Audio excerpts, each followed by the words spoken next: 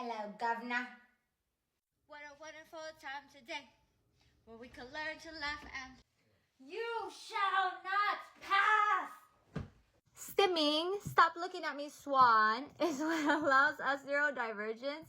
So those that are on the spectrum, or those of us that have ADHD, better manage our internal and external worlds. And what do I mean by this? So it has a self-regulation function. So for example, if we, us ADHDers, it's difficult for us to regulate our emotions. So if we're in an environment where we feel anxious, we feel overwhelmed because maybe the music's too loud, people are talking too loudly, or maybe a certain food, for example, has a smell that is, overall triggering us, because we have heightened sensitivity to stimuli around us. And that's why, for example, we're highly sensitive to certain sounds, textures, or clothing, for example. So it'll allow us overall to provide that comfort and regulate our emotions and the stress by, the environment that is causing us to feel that anxiety.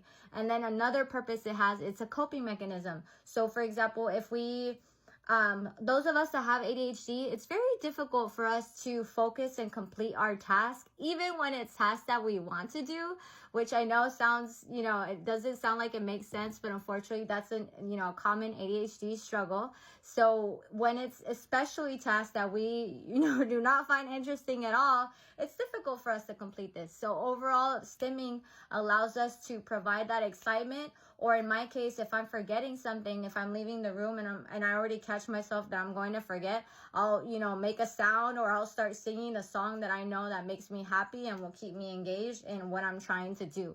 And then another one is sensory processing, because as I mentioned before, so we have heightened sensitivity to stimuli around us. So that could be bright lights, that could be certain food texture, that could be clothing, people chewing loudly, people talking loudly. So our sensitivity is heightened. So this overall will allow us to, it provides us a sensory input, or also just will allow us to self-soothe and to release the frustration of emotions we're feeling, to help regulate our emotions, since that's something that we struggle with.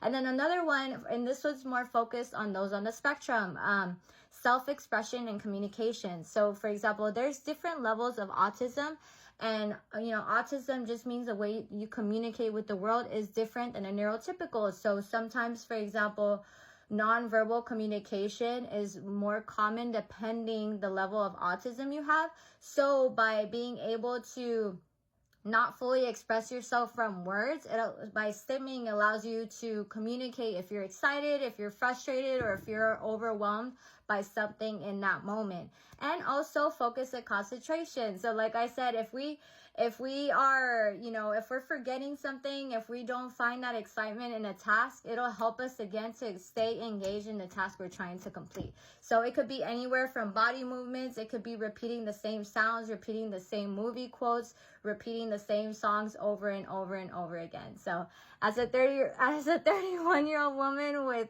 diagnosed ADHD and certified life coach, I approve this message.